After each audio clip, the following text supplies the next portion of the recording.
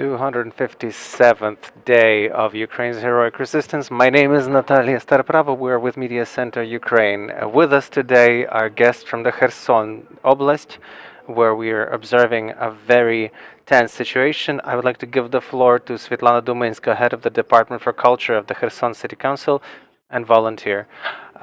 Could you tell us what you have to say today?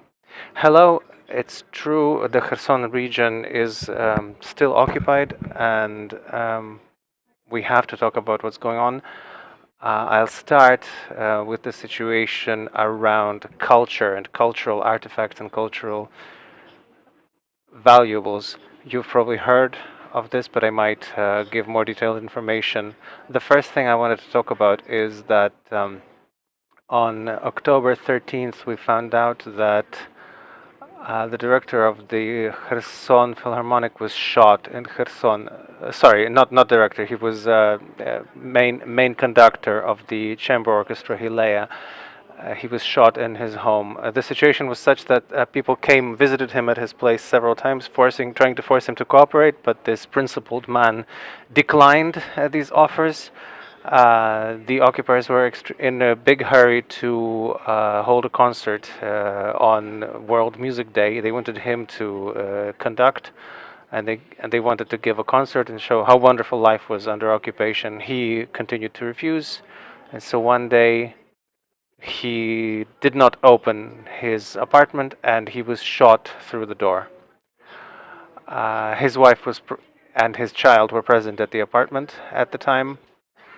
There's information, but they're not confirmed, that one or the other was also wounded. Unfortunately, we can't confirm this because information from Kherson is haphazard, and you know that there's no reliable communication, so it comes through in patches, and we get bits of information through people who can give us information.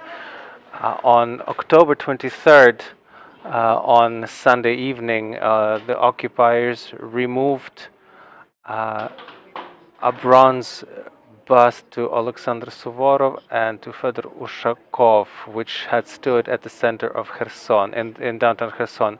I stress that they're bronze because I think, or I even state, that it's the love of Russian culture or Russian activists, Russian cultural figures, is lesser than the love for bronze. In this case, when they were taken, after they were taken on the 26th, we got information that also the Potemkin monument has been removed. There's also rumors that the Kherson Gauleiter have taken out the remains of Georgy Potemkin, which are believed to be in one of the churches of Kherson. However, we also have information that in 1970 a special commission was formed to study these remains, the skeleton, the skull, and they actually found that this wasn't Potemkin. So we were not sure what the occupying authorities are talking about. Perhaps this is a distraction, so as not to talk about the bronze of the other monuments. On October 31st, we had news that the occupiers are looting the regional Museum of Arts, the Shovkonenko Museum of Arts. So starting from October 31st until November 2nd, trucks showed up. This museum is known because it is one of the central streets of the city. They couldn't get into it didn't have a courtyard, so the museums would stop by the museum. They would cover the entrance, and they used the school bus to cover the entrance, and so you couldn't really see what they were taking out. But people were still there. Some were filming. Everyone's outraged, of course. In order to understand the value of the museum, we might say that they have over 10,000 objects. These include paintings, engravings, starting from the 17th, 18th, 19th, 20th, and 21st century. When we were talking with museum expert Serhiy Dyachenko, who knows a lot about the situation and trying to understand the value that has been looted, the value of the objects that have been looted, and he said that it's impossible to evaluate this heritage because it's not it's not a question of because it's impossible to establish the financial value of this because these values are not financially counted. These were important objects from the collections. One of the most impressive collections in a regional museum in Ukraine. Then later on the 4th, on November 4th, we've had news from Simferopol saying that objects from the Kherson Artistic Museum showed up at Simferopol. It was said that they brought in 2 trucks, then an additional 2 trucks. Of course, the paintings were not properly packed or wrapped. We have photographs of photographic evidence of these things simply being thrown together like. So it's not a question of value. The question was for it to leave Kherson. Same thing with the Kherson Ethnographic Museum, but the Kherson Ethnographic Museum, we have a lot less information about the Kherson Ethnographic Museum precisely because they have a courtyard, an inner courtyard, and the cars and trucks can drive in, so they're not really visible from the street. Secondly, unfortunately, the director of the Ethnographic Museum is a collaborator. She immediately started collaborating with the occupational authorities, and so what she took, where they took it, and where this collection went, we don't know. It's a very impressive collection, over 170,000 various objects, ethnographic objects, books. There's amphorae sculptures, even from antiquity, going back from the 4th and the 3rd millennia before the Common Era. We don't know what's going on there right now. I'm sure we will find out once our city is liberated. Pani Svitlana, thank you. You will be able to add more later. I would like to give the floor to Oleh Baturin, the journalist working at the Center for Journalistic Investigation. Could you tell us about what's going on in the occupied and the now deoccupied territories of Kherson region? Hello, everyone. In the occupied territories of Kherson are undergoing the operation by Russian occupiers. The idea is that this is all voluntary, that this removal of is voluntary, but basically there are categories of people who are being removed forcibly, who are being deported forcibly. Essentially, this is deportation. Even where we're dealing with this supposedly voluntary evacuation, it's still deportation. The worst, the most unreal, inhumane situation is going on with people who can't handle themselves on their own. Occupiers from the left bank of the Kherson region, on the past weekend, they deported over 400 people from geriatric hospitals and boarding houses in Novopristan and Kakhovka. In the Kakhovka geriatric hospital, there were several hundreds of these people, and as of 3 p.m. on Saturday, it was empty. The institution was empty. It's just an absolutely bizarre picture we get at the Dnipro psychological dispenser, and at the also in the Kakhovka district of the Kherson region. There were over 100 men there with various mental illnesses and disorders. We've had they had some very difficult cases, and without any warning, without any notifying relatives or anything, these difficult patients, they simply ran in on Friday, simply armed Russian soldiers with a massive number of buses from Crimea, and these poor people were simply shoved into these buses. People could not understand what was going on. The weeping was reportedly excruciating. Um, in order to get these people to settle down, they would shoot them up with some uh, medications to basically to desensitize them, and they were all taken somewhere, and the families don't know where to even look for their family members. The occupiers in the territories they temporarily control in the right bank regions of the districts of the Kherson region. This is Kherson, Borislav. They have been blowing up and destroying power lines, um, mobile cell towers. There's been no cell connection for a while in the regions. So people, when they want to talk to someone, they basically have to find higher ground. Literally, they have to find whatever higher ground they have in there, or the highest buildings, or things like that, some hill where maybe they can catch some kind of signal, cell signal. This is the only possibility to maybe find out what's going on in the occupied territories and whether their families are alive.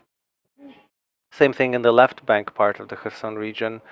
For instance, the territory around the Nova Kakhovka and Kakhovka, same thing. They're shutting down cell signal, and it's very patchy. It's basically absent. As for the liberated localities, by the way, I've just come back from the liberated parts of the Kherson region. They are being fired at, shelled at by the occupiers from the steppe areas where they are stationed. There's still a lot of them in the right bank, and from the left bank, from these bank territories of the Kherson region. One example, I was at a village, one of the recently liberated villages.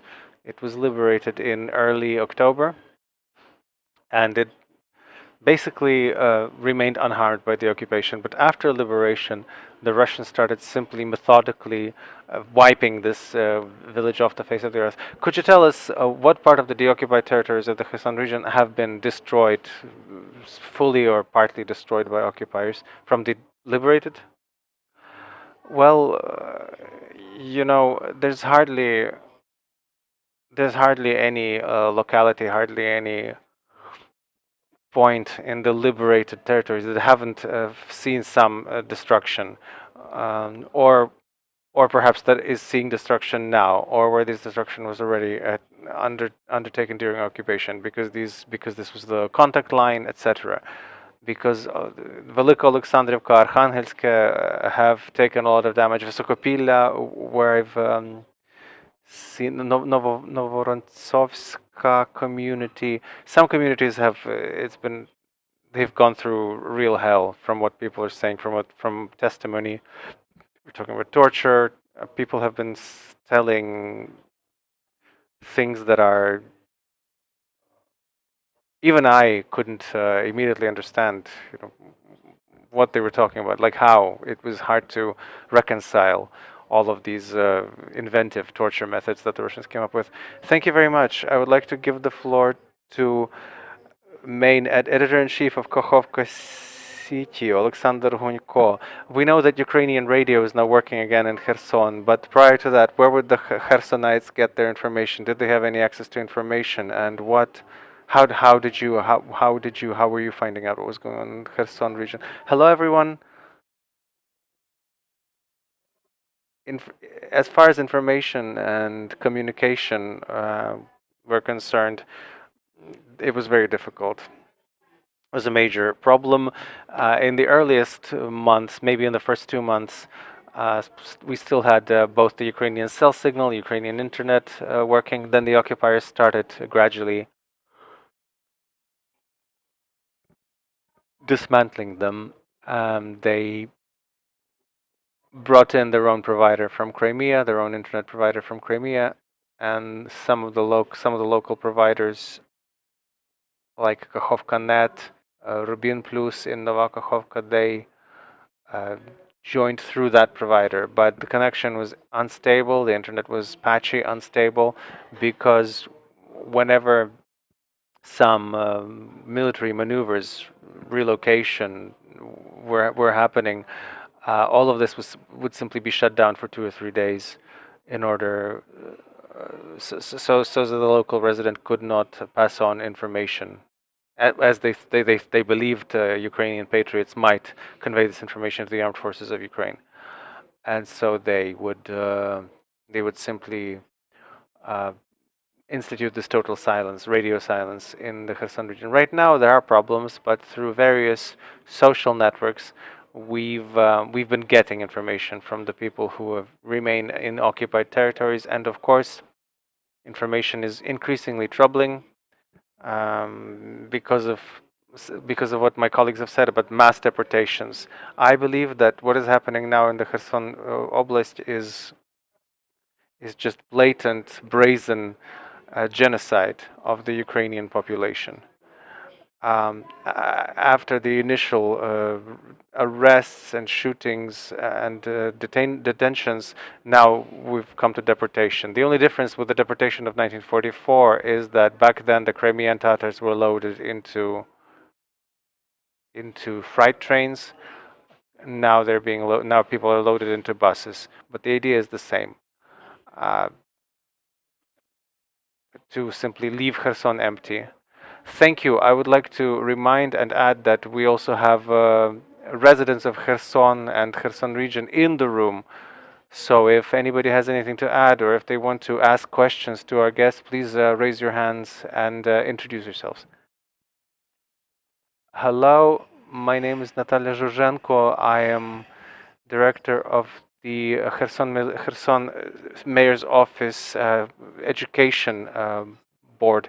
I wanted to join our speakers and just to note that the situation with education is similarly catastrophic as in any other sphere of life in Kherson today.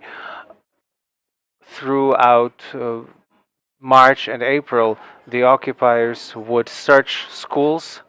In some cases, they would remove school books, especially for school books in Ukrainian language and in history of Ukraine. They kept trying to find evidence of Nazism or fascism that was supposedly being spread through education. They were very outraged if you could not find such evidence, and anything, so that you understand, anything, even like Ukrainian state symbols, would be seen as evidence of Nazism. And they made people remove these state symbols. Throughout July to September, almost all the schools we have 151 schools in Kherson were occupied, and there was great pressure on the teachers and educators to cooperate with the occupation authorities. The vast majority of people refused even to start the school year. So that the occupiers couldn't start the school year as they wanted. We've observed the video clips that they filmed. It was clear that very few children, very few teachers, and the city residents at this time in September often spoke about saying that in the buildings that they've opened for their schools are full of military personnel. Sometimes they would hide in the basement, and we had the impression that they're simply using children as a shield. Today, starting from October 6th, they've announced a school break, and part of the children have been taken to Crimea. Eyewitness testimony speaks of about 20 buses, and they've moved the children to they've used ferries to move the children to the left bank of the Dnipro River, and then they moved children to Crimea. Some children have made contact with their relatives, said yes, they really are in Crimea. Later, we've lost connection. The parents were told that if they want to take their children, they have to go to Crimea. Some of the parents really did go to Crimea, and did not move to Russian Federation. They came back to Kherson, but with some of the children. We still have no contact, and we're not sure what the number of these children, what the numbers are. So far, all of the schools have been closed and looted. Basically, our children have nowhere to come back to. They've taken everything: computers, technology. They've even removed the they've even removed wall coverings in some schools. I mean, the scale is staggering. Thank you very much. And finally, I wanted to ask about, we're seeing the occupiers today really removing people from Kherson, deporting people from the Kherson region, also removing Soviet and Russian monuments, and they've even taken down the Russian flag. What does this mean? What actions are we to expect from the Russian occupiers? What offensive action are we supposed to await from Russian occupiers? Well, I think that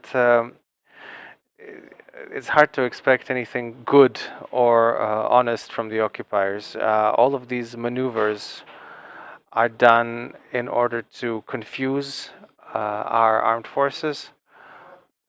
Maybe they're saying about setting a trap in Kherson. I think that our armed forces are preparing, are monitoring the situation, and that they will fail. They will not succeed in bamboozling us and holding the Kherson. The occupiers have mined basically all of the civilian objects, civilian infrastructure in the right bank of the Kherson region. In addition to this evacuation, they're also massively moving in to the apartments of the local residents. This is a mass event all over the region. This process was previously happening in the right bank. Now it's happening in the left bank. Continue in the left bank. This is and the occupiers really, yes, in the left bank they've really started looting the residences. They were stealing people's cars, property. For instance, in residential in localities that are next to Novokakhovka. And if I may, basically, the again, the desire to talk about everything that's going on now is motivated by the fact that the data that we're getting from the people we know, from people who would simply try to get through and would complain that they've had 3 days from November 1st to voluntarily move, and if not, then they will be forcefully deported. These facts are there. People are crying, people are despondent. The situation previously when we would watch movies about the Second World War, when they would speak from cars and they would say, oh, you have to move or get out or surrender. The same thing is happening now. People are getting messages on their phones about how to move, what number you're supposed to leave on your things and your personal effects, your name, your birth date, when you're moving, where you're moving from, your address. Basically, people have to indicate everything. This is definitely a terrifying genocidal act, and the lawlessness of it all, when you have armed thugs walking through the streets and asking, well, why don't you love us? People say sometimes people say something, but there's not much you can say at gunpoint. But the fact that Kherson is continuing to resist and awaiting the armed forces of Ukraine is for sure, and our job is to disseminate this information, because when people who have moved to Ukrainian government-controlled territories, they're urging us to speak, and this is why we're here today, and this is why we're talking about. Are doing our best to talk about what's happening there and what the terrorist state is doing to break our people. And when they move to Anapa and wherever else they're taking them to Russian territory, people find themselves in another trap. They can't get help because they have to accept Russian citizenship and get a Russian passport. If they don't, our people again are hostages, and they are dependent on the occupiers and the So we have to hold on. We wait and pray. We're watching information. We're supporting the people who are continuing to resist in the Kherson region. Thank you. I would like to remind us that with us were Svitlana Dumynska, head of the Department for Culture of the Kherson City Council, Oleh Baturin from the Center of Journalistic Investigation, and Alexander Hunko, editor-in-chief of the Nova Kakhovka City website. Thank you all very much for this conversation. Please stay with us, as our next briefing will be coming.